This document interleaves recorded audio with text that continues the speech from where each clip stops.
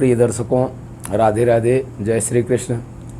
मैं आपका ज्योतिष मित्र सुदर्शनाचार्य संदीप त्रिपाठी आपके अपने YouTube चैनल एस्ट्रो राधे गुरु में आप सबका हार्दिक स्वागत एवं अभिनंदन करता हूं। दर्शकों, यदि आप अपनी कुंडली का विश्लेषण कराना चाहते हैं या फिर आयु, शिक्षा, रोजगार, विवाह, दाम्पत्य जीवन, ऊपरी बाधा, काल सर्पदोष आदि किसी भी समस्या के विषय में जानकारी प्राप्त करना चाहते हैं तो अपनी कुंडली का डिटेल अर्थात नाम, जन्म तारीख, जन्म समय, जन्म स्थान हमारे व्हाट्सएप नंबर पर भेज करके आप अपनी कुंडली के विषय में संपूर्ण जानकारी और उसका निवारण का उपाय प्राप्त कर सकते हैं। दर्शकों, कुंडली विश्लेषण के क्रम में आज हम एक ऐसे सज्जन की कुंडली का विश्लेषण करेंगे जिनकी आयु लगभग 35 वर्ष हो रही है और अभी तक इनका विवाह नहीं हुआ। एक अच्छी सर्विस में हैं, लेकिन ग्रह स्थिति कुछ ऐसी हैं जिसके कारण विवाह में विलंब होता चला गया, विवाह बनते बनते बिगड़ गया। दर्शकों, ऐसी स्थिति कब उत्पन्न होती है कुंडली में, आइए देखते हैं इनकी कुंडली के माध्यम से। इनकी डेट ऑफ बर्थ है 8 जून 1989, टाइम ऑफ बर्थ 22:33 अर्थात रात्रि 10:33 पर, प्रयागराज इलाहाबाद में। मकर लग्न की कुंडली है इनकी। मकर लग्न की कुंडली में चर लग्न के लिए एकादशेष बाधकेश होता है। अब एकादशेष कौन है? यहाँ मंगल है। वृश्चिक राशि है, वृश्चिक का स्वामी मंगल होता है, मंगल बाधकेश है इनकी कुंडली में। अब कौन ग्रह कहाँ है, क्या स्थिति है ग्रहों की, एक बार नज़र डाल लेते हैं। सबसे पहले सूर्य को देखते हैं। सूर्य अष्टमेश होकर के पंचम भाव में शुक्र की राशि में बैठे हुए हैं। शत्रु राशि में सूर्य हैं, अष्टमेश हैं, त्रिकोण में हैं, बहुत अच्छे स्थान पर बैठे हैं, लेकिन शत्रु राशि में है और अष्टमेश होने के कारण कमजोर हैं। अंश बल में 24 अंश के हैं, अर्थात बहुत मजबूत सूर्य नहीं है। इसके लिए इनको सूर्य को नियमित सूर्य अर्घ देना चाहिए, आदित्य हृदय स्तोत्र का पाठ करना चाहिए, रविवार व्रत रह सके तो और भी अच्छा है। अन्यथा सूर्य की तरफ से कमजोरी होने के कारण हड्डियों में दर्द होगा, मान सम्मान में कमी होगी, पद प्रतिष्ठा में रुकावटें उत्पन्न होंगी, शिक्षा में रुकावटें उत्पन्न हुई होंगी। दूसरा, आइए देखें चंद्रमा को देखें। चंद्रमा सप्तम भाव में बैठे हुए हैं कर्क राशि में। अपनी राशि में चंद्रमा शुक्ल पक्ष षष्ठी के चंद्रमा हैं, बली हैं, शुभ चंद्रमा हैं, अपनी राशि में सप्तम भाव में बैठे हैं, मजबूत स्थिति में। चंद्रमा की स्थिति बहुत मजबूत है। चंद्रमा चतुर्थ भाव के कारक हैं, भूमि भवन वाहन के कारक हैं, शुभ सुख के कारक हैं। चंद्रमा की स्थिति मजबूत है यहाँ। अब उसके बाद मंगल को देखते हैं। मंगल चतुर्थेश और एकादशेश होकर के चंद्रमा के साथ सप्तम भाव में कर्क राशि में, अपनी नीच राशि में बैठे हुए हैं। जहाँ चंद्रमा शुभ हैं, मजबूत स्थिति में हैं, वहीं पर मंगल अपनी नीच राशि में बैठे हुए हैं। और मकर लग्न के लिए मंगल क्या हैं? बहुत शुभ नहीं होते, योग कारक नहीं होते, और यहाँ अपनी नीच राशि में बैठे हैं। वैसे मंगल का नीचत्व तो यहाँ भंग हो चुका है, लेकिन फिर भी ये सप्तम भाव दाम्पत्य जीवन का है, पति की कुंडली से पत्नी का है और पत्नी की कुंडली से पति का भाव होता है। तो दर्शकों, मंगल यहाँ नीच राशि में बैठा, अंश बल में भी कमज़ोर हैं, के केंद्र में बैठे हैं, बली भी हैं, लेकिन मारक स्थान पर है, मार्केश भी हैं। मंगल यहाँ मारक स्थान पर बैठे हुए हैं। मंगल वर्गोत्तम है, नीच राशि में लग्न में भी हैं और नवमांश कुंडली में भी नीच राशि में बैठे हुए हैं। यहाँ लग्न कुंडली में नीच राशि में सप्तम भाव में चंद्रमा के साथ हैं और नवमांश कुंडली में मंगल लग्न में बैठे हुए हैं नीच के होकर के, अर्थात मंगल इनके लिए अच्छा नहीं है। मंगल बाधकेश भी हैं, चर लग्न की कुंडली है, चर लग्न के लिए एकादशेष बाधकेश होता है, तो बाधकेश हैं। हर काम में रोड़े अरझाना इनका काम होगा मंगल का। सप्तम भाव में अगर मंगल हो तो कुंडली मांगलिक होती है। तो क्या इनकी कुंडली मांगलिक है? देखिए, लग्न में, चतुर्थ भाव में, सप्तम में, अष्टम में और द्वादश भाव में अगर मंगल बैठे, इन 5 भावों में मंगल अगर बैठे तो कुंडली मांगलिक होती है। लेकिन इन्हीं 5 भावों में से किसी भाव में अगर शनि बैठे हों तो मंगल का दोष खत्म हो जाता है, मांगलिक नहीं होती कुंडली। तो दर्शकों, यहाँ शनि द्वादश भाव में बैठे हुए हैं, इन्हीं भावों में से एक भाव में बैठे हैं, इसलिए मांगलिक तो नहीं है कुंडली। लेकिन नीच के मंगल सप्तम भाव में बैठे हुए हैं, जो विवाह में रोड़े अरझाएंगे और बाधकेश भी हैं, इसलिए हर काम में बाधा उत्पन्न करेंगे, मन में विकार उत्पन्न करेंगे। चंद्रमा के साथ में बैठे हुए हैं, चंद्रमा बैलेंस करने की कोशिश करेंगे, लेकिन मंगल इतने कमज़ोर स्थिति में है कि मंगल चंद्रमा को जरूर झटका देंगे। लग्न पर मंगल की पूर्ण दृष्टि पड़ रही है, दशम भाव पर मंगल की पूर्ण दृष्टि पड़ रही है और धन भाव पर मंगल की पूर्ण दृष्टि पड़ रही है। तो मंगल जहाँ दृष्टि पड़ेगी वहाँ नुकसान करेंगे। तो मंगल खराब है इनकी कुंडली में, इनको मंगल का उपाय करना चाहिए, मंगल के मंत्र का जाप कराना चाहिए, मंगलवार व्रत रहना चाहिए, हनुमान जी की उपासना करना चाहिए, गाय को गुड़ और रोटी खिलाना चाहिए या गेहूं और गुड़ खिलाएं। विशेष करके मंगलवार के दिन लाल गाय हो तो और अच्छा है। मंगल के निवारण के लिए बुध की स्थिति क्या है? बुध भाग्येश और खष्ठेश होकर के त्रिकोण में बैठे हुए हैं। बुध भाग्येश हैं और त्रिकोण में बैठे भी हैं, अच्छे हैं, लेकिन खष्ठेश भी हैं, इसलिए इनके भाव में थोड़ी कमी होगी ज़रूर। तो और दूसरी चीज़ ये है, बुध चलित कुंडली में बुध चतुर्थ भाव में है, लग्न कुंडली में बुध पंचम भाव में, अर्थात भाव परिवर्तन है बुध का, बुध संधि में है। संधि में जो ग्रह होते हैं वो कमज़ोर हो जाते हैं। तो बुध बहुत बली नहीं, भाग्येश होकर के पंचम भाव में है, मजबूत हैं, लेकिन बहुत बली नहीं है, क्योंकि अंश बल में भी 4 अंश के बुध हैं। तो ऐसी स्थिति में बुध खष्ठेश हैं, रोगेश हैं, रोग ऋण रिपु के स्वामी भी हैं।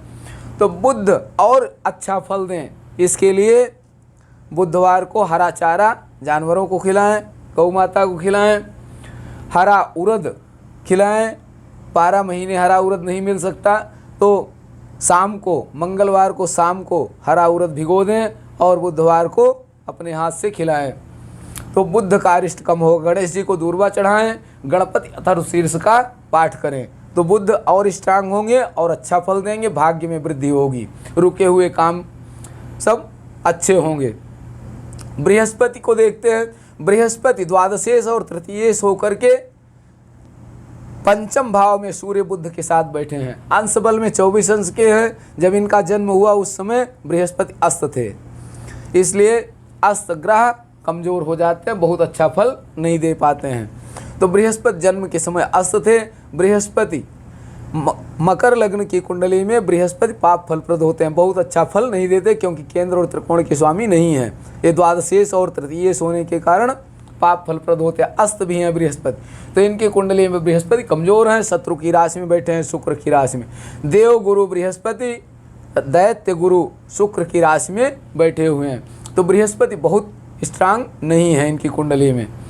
ऐसी स्थिति में बृहस्पति का उपाय इनको करना चाहिए, जिससे अगर बृहस्पति अनुकूल होंगे तो बृहस्पति की लग्न पर भी दृष्टि पड़ रही है, जो शरीर को स्वस्थ रखने में मदद करेंगे। बृहस्पति की पूर्ण दृष्टि भाग्य स्थान पर है, भाग्य में वृद्धि करेंगे। भाग्येश के साथ में बृहस्पति बैठे हैं, भाग्येश बुध के साथ में बृहस्पति बैठे हुए हैं, तो बुध हर प्रकार से भाग्य में वृद्धि करेंगे। बृहस्पति को स्ट्रांग करने के लिए इनको क्या करना होगा? बृहस्पतिवार अगर व्रत रह सके तो बृहस्पतिवार व्रत रहें, केले के जड़ की पूजा करें, भगवान विष्णु का व्रत रह सकते हैं, कोई भी व्रत कर सकते हैं, विष्णु सहस्त्र नाम का पाठ कर सकते हैं, सर्वव्याधि निवारण विष्णु सहस्त्र नाम का पाठ करें तो स्वास्थ्य के लिए भी अच्छा रहेगा। बृहस्पतिवार को पीला फल, पीला वस्त्र आदि पुजारी को दान दें, मंदिर में वृद्ध को दान करें तो और भी अच्छा फल होगा। और हल्दी का अधिक से अधिक सेवन करें, पीला चंदन लगाएं, पीला वस्त्र धारण करें, तो बृहस्पति स्ट्रांग होंगे। और बृहस्पति स्ट्रांग होंगे तो अन्य ग्रह जो अनिष्टकारी हैं उनके अनिष्ट में कमी होगी। शुक्र की क्या पोजीशन है? शुक्र इनकी कुंडली में पंचमेश और दशमेश होकर के छठे भाव में। शुक्र मकर लग्न के लिए परम योग कारक होते हैं। शुक्र बहुत शुभ होते हैं, शुक्र इनकी कुंडली में भी ठीक है, लेकिन छठे भाव में बैठे हैं, कमज़ोर स्थान पर बैठ गए हैं। 6, 8, 12 स्थान पर जो ग्रह बैठते हैं वो कमज़ोर हो जाते हैं। तो शुक्र विद्या के मालिक हैं, संतान के मालिक हैं, कर्म के मालिक हैं, शासन के मालिक हैं, लेकिन छठे भाव में होने से थोड़ा कमज़ोर हो गए हैं शुक्र। तो शुक्र को भी बलवान बनाने की आवश्यकता है, मजबूत करने की आवश्यकता है। इसके लिए क्या करेंगे? शुक्र के लिए एक डायमंड धारण कर सकते हैं। शुक्र के लिए शुक्रवार के दिन दूध और चीनी का वितरण करें तो शुक्र मजबूत होंगे। लक्ष्मी नारायण की आराधना करें। शनि की क्या पोजीशन है? शनि लग्नेश और धनेश होकर के द्वादश भाव में बैठे हुए हैं। शनि वक्री हैं, अंश बल में 18 अंश हैं, बहुत मजबूत हैं। शनि लग्नेश होके 12वें भाव में हैं। अभी हमने कहा कि 6, 8, 12 में जो ग्रह बैठते हैं वो कमज़ोर हो जाते हैं, अपने भाव की कमी करते हैं। तो धनेश होकर के 12वें भाव में गए हैं तो व्यय की अधिकता कराएंगे, नाजायज पैसा खर्च कराएंगे। राहु धन स्थान पर बैठे हैं, धन की कमी करेंगे। अगर शुभ ग्रह धन स्थान पर होते हैं या शुभ ग्रह की दृष्टि होती है तो धन की वृद्धि होती है। पापक ग्रह की दृष्टि हो या पापक ग्रह बैठे हों तो हानि होती है। शनि की पूर्ण दृष्टि धन स्थान पड़ रही है। तो शनि लग्नेश हैं, 12वें भाव में है, कमज़ोर हो गए हैं। शुक्र की दृष्टि लग्न कुंडली में शनि पर शुक्र की पूर्ण दृष्टि पड़ रही है। अन्य किसी भी ग्रह की शनि पर दृष्टि नहीं। केतु की पूर्ण दृष्टि जरूर है। शुक्र और केतु 2 ग्रहों की पूर्ण दृष्टि शनि पर पड़ रही है। शनि लग्नेश भी हैं और द्वितीयेश भी हैं। द्वितीय भाव मारक स्थान होता है, इसलिए शनि मार्केश भी हैं लग्नेश के साथ साथ। केतु और शुक्र दोनों की दृष्टि पड़ रही है, अर्थात एक पाप ग्रह एक शुभ ग्रह की दृष्टि पड़ रही है, तो दृष्टि का कोई प्रभाव नहीं होगा। शनि कमज़ोर हैं, लग्नेश भी हैं।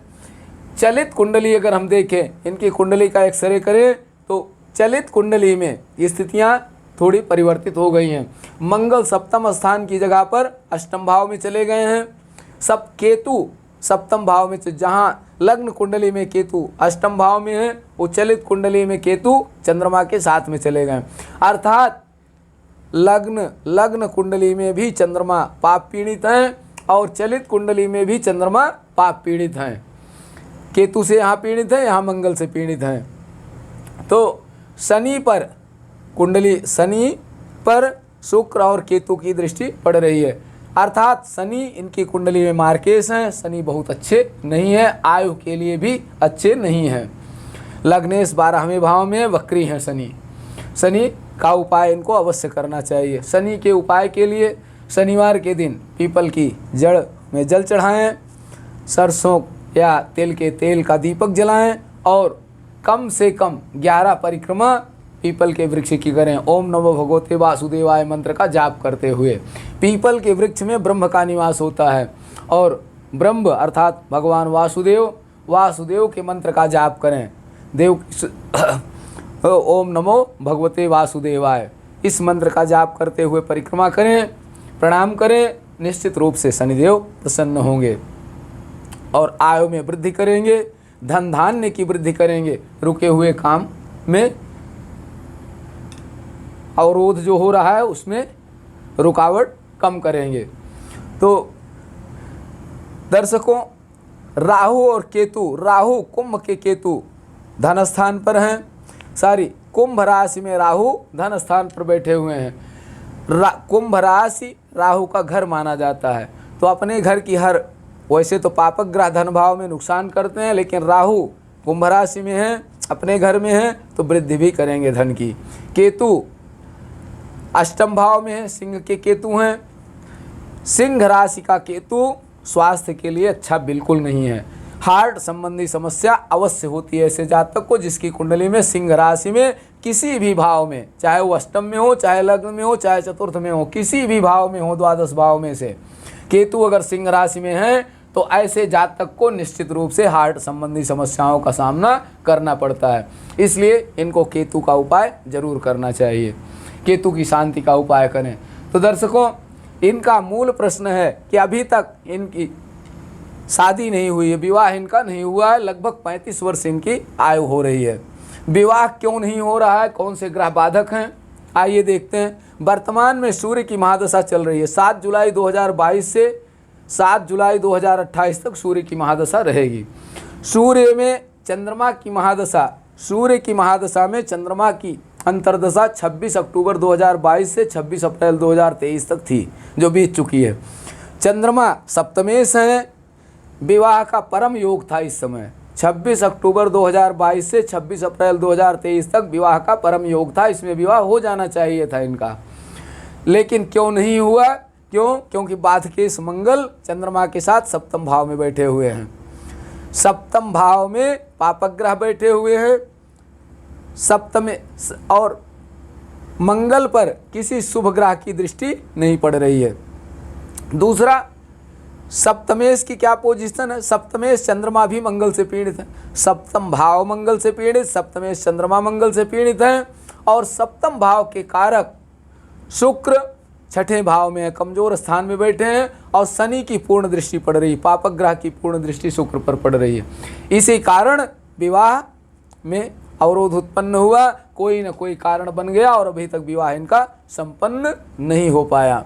दर्शकों, गुरु अगर इष्टांग होते, केंद्र या त्रिकोण के स्वामी होकर के यहाँ बैठते, या केंद्र त्रिकोण में होते, कहीं केंद्र में होते गुरु मजबूत स्थिति में, कोई शुभ ग्रह शुक्र केंद्र में होते तो निश्चित रूप से सहयोग करते और विवाह इनका अवश्य हुआ होता। लेकिन शुभ ग्रह कोई भी अच्छी पोजीशन में नहीं है। गुरु पाप फलप्रद हैं, 12वें और तीसरे भाव के स्वामी होकर अस्त हैं, जन्म के समय बहुत कमज़ोर हैं, जिसके कारण से विवाह में विलंब होता चला गया। अभी तक विवाह नहीं हुआ और विशेष रूप से मंगल बाधकेश होकर सप्तम भाव में बैठे हुए हैं, जो विवाह होने नहीं दे रहे हैं इनका। तो इसके लिए इनको क्या करना होगा? प्रेजेंट टाइम में सूर्य की महादशा में राहु की अंतर्दशा चल रही है। 1 सितंबर 2023 से 26 जुलाई 2024 तक सूर्य में राहु की दशा है, 26 जुलाई तक। उसके बाद सूर्य में गुरु की दशा आएगी। सूर्य में राहु की अंतर्दशा में विवाह के बिल्कुल चांसेज नहीं हैं, क्योंकि राहु पाप फलप्रद हैं। लेकिन 26 जुलाई 2024 के बाद सूर्य में गुरु की अंतर्दशा जब प्रारंभ होगी, उस समय विवाह का योग बनेगा। गुरु त्रिकोण में है, भाग्येश बुध के साथ में है, अष्टमेश सूर्य के साथ में है। अष्टमेश सूर्य की महादशा चल रही है, अष्टमेश की दशा में विवाह का योग बनता है। सूर्य की महादशा में सूर्य के साथ बृहस्पति बैठे हुए हैं, बृहस्पति कमज़ोर हैं, इसके लिए इनको बृहस्पति का उपाय करना चाहिए विशेष रूप से। और कोशिश करनी चाहिए कि 26 जुलाई 2024 से 13 मई 2025 के बीच विवाह अवश्य हो। उसके लिए इनको मंगल, शनि, राहु, केतु और शुक्र की शांति करानी चाहिए। इनके वैदिक मंत्र का विधिवत जाप कराएं। सब ग्रहों के मंत्र और उनकी संख्या निश्चित है। जैसे राहु की 18,000 संख्या है, ओम कया नश्चित्राभूदूति सदा वृद्धा सखा कया शिष्यावृता। केतु की 18,000 है, ओम केतुम कृण्वन केतु पेशोमर्या पेश संशोब्धिव्रजाय था। ऐसे ही सब ग्रहों की संख्या निश्चित है। तो मंगल, शनि, राहु, केतु और शुक्र की शांति का वैदिक मंत्र से शांति कराएं, विधिवत हवन कराएं। और आंशिक काल सर्पदोष है इनकी कुंडली में। राहु और केतु के बीच में एक तरफ सारे ग्रह हैं, शनि को छोड़ करके, शनि बाहर हैं, तो राहु केतु से काल सर्पदोष भी बन रहा है और राहु की अंतर्दशा भी इस समय चल रही है। तो इनको काल सर्पदोष की पूजा भी करानी चाहिए, या फिर भगवान शंकर पर रुद्राभिषेक कराना चाहिए। शिव के रुद्राभिषेक से, शिव की उपासना से भी काल सर्पदोष का प्रभाव कम हो जाता है। इनको ओम नमः शिवाय का अहरनिश जप करना चाहिए। सोते जागते उठते बैठते ओम नमः शिवाय, ओम नमः शिवाय, ओम नमः शिवाय इनके मुख से निकलता रहे तो अपने आप अरिष्टों का शमन होगा, बाधाएं कम होंगी। तो इस प्रकार से इनके विवाह का योग बनेगा। अगर ये उपाय करते हैं उपरोक्त तो निश्चित रूप से विवाह का योग बनेगा और सूर्य गुरु की दशा में इनका विवाह संपन्न होगा ही होगा। लेकिन अगर उपाय नहीं करेंगे तो आवश्यक नहीं कि विवाह हो इसमें भी, क्योंकि मंगल बाधकेश बन के यहाँ बैठा हुआ है सप्तम भाव में, विवाह के स्थान पर राहु केतु बाधक हैं। लग्न कुंडली में राहु केतु द्वितीय और अष्टम में है, लेकिन चलित कुंडली में लग्न में राहु बैठा है, सप्तम भाव में केतु है, तो ये भी दाम्पत्य जीवन के लिए हानिकारक हैं, बहुत हानिकारक हैं राहु केतु। इसलिए राहु केतु शनि मंगल और शुक्र की शांति वैदिक मंत्र द्वारा जाप करा के शांति कराएं। सूर्य को सूर्यार्घ दें नियमित, आदित्य हृदय स्तोत्र का पाठ कर सकें तो करें, अन्यथा सूर्यार्घ ही पर्याप्त है।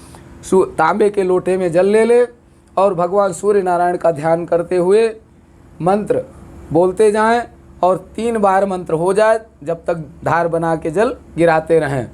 ये सूर्य सहस्रांशो तेजो राशि जगतपते अनुकंपय माम भक्त्या गृहणार्घम दिवाकर ब्रह्म स्वरूपिणे सूर्य नारायणाय इदमर्घम यद्दत्तम नमम। इस मंत्र का उच्चारण करते हुए धार बना करके जल छोड़ते रहें। कहीं भी किसी पात्र में जल छोड़ें ध्यान करके, या फिर कहीं शुद्ध स्थान पर जल छोड़ें। अगर जल के छींटे शरीर पर पड़ते हैं तो कोई नुकसान नहीं है उससे, उसको पड़ने दें, लेकिन सूर्य भगवान को जल दें, उनको नमस्कार करें, अवश्य इनके काम बनेंगे। इस समय सूर्य की महादशा चल रही है, सूर्य को स्ट्रांग करने की परम आवश्यकता है। सूर्य को स्ट्रांग करने से मान प्रतिष्ठा भी मिलेगी, पद पदोन्नति भी होगी और विवाह का योग भी अच्छा बनेगा, इनके सारे कार्य संपन्न होंगे। आयु अगर हम इनकी देखें तो लग्नेश दुस्वभाव राशि में शनि बैठे हुए हैं, शनि मार्केश भी हैं, और राहु द्वितीय भाव में बैठे हुए हैं। अष्टमेश स्थिर राशि में है सूर्य, तो इनकी आयु मध्यम आयु है, 67 प्लस हो सकती है, लगभग नियर अबाउट 67 प्लस कही जा सकती है। लेकिन जो ग्रह खराब हैं उनकी समय समय पर शांति का उपाय करना परम आवश्यक है।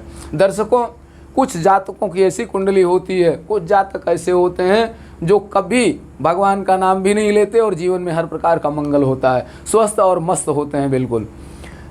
लेकिन कुछ लोग ऐसे होते हैं जो पूजा पाठ करते भी रहते हैं, कराते भी रहते हैं, उसके बाद भी महसूस होता है उनको कि परेशानियां हमारी जाने वाली नहीं हैं।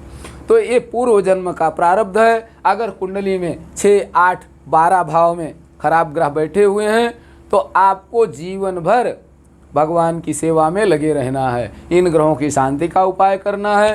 परम शक्ति विष्णु, शिव आदि की उपासना, देवी आदि की उपासना निरंतर करनी है ताकि ये ग्रह कष्टकारी न बने आपके लिए। अन्यथा ये ग्रह हर जगह अवरोध उत्पन्न करेंगे, चाहे वह शिक्षा का क्षेत्र हो, चाहे विवाह का क्षेत्र हो, चाहे संतान उत्पत्ति की बात हो, हर जगह आयु के संबंध में हर जगह परेशानियां खड़ी करेंगे। तो ये सबकी अपनी अपनी भाग्य है, पूर्व जन्म में जैसा कर्म जिसका होता है उसी अनुसार जन्म कुंडली बन करके आती है और ये पूरे जीवन तक रहती है। इनके उपाय करें तो निश्चित रूप से लाभ होता है, और लाभ न हो तो कोई माने भी न, लाभ अवश्य होता है। अब हमारी आस्था और विश्वास कितना है। अगर हमारे अंदर आस्था और विश्वास है, करने कराने वाले सही हैं, तो निश्चित रूप से लाभ होता है और सुख शांति की प्राप्ति होती है। बहुत कुंडलियां मैंने ऐसी देखी जिनमें 6, 8, 12 में बैठे हुए हैं ग्रह। कुंडली बाहर से देखने में बहुत खराब दिखाई देती है, लेकिन निरंतर ऐसे व्यक्ति गायत्री जप कर रहे हैं, ग्रहों की शांति करा रहे हैं, पूजा पाठ कर रहे हैं, निरंतर भगवान से जुड़े हुए हैं, इसलिए सब काम बढ़िया चल रहा है उनका, कहीं कोई परेशानी बहुत नहीं महसूस होती है। तो दर्शकों, इसका उपाय यही है कि इन ग्रहों की ये शांति कराएं, सूर्यार्घ दें, हर प्रकार से इनका मंगल होगा, धन धान्य की वृद्धि होगी, सुख शांति की प्राप्ति होगी। यदि दर्शकों, यदि आप में से किसी को अपनी कुंडली का विश्लेषण कराना हो, अपनी कुंडली के विषय में ग्रहों की स्थिति जानना चाहते हैं, तो हमारे व्हाट्सएप नंबर पर अपना डिटेल भेज करके अपनी कुंडली के विषय में संपूर्ण जानकारी और अनिष्ट ग्रहों की शांति का उपाय प्राप्त कर सकते हैं और जीवन को अपने मंगलमय बना सकते हैं। इन्हीं बातों के साथ हम संपन्न करते हैं इस विषय को। अगले वीडियो में एक नए विषय के साथ फिर हम आपके सामने उपस्थित होंगे। तब तक के लिए आप सबको राधे राधे, जय श्री कृष्ण। आप सब स्वस्थ रहें, मस्त रहें, हंसते मुस्कराते रहें। जय हिंद।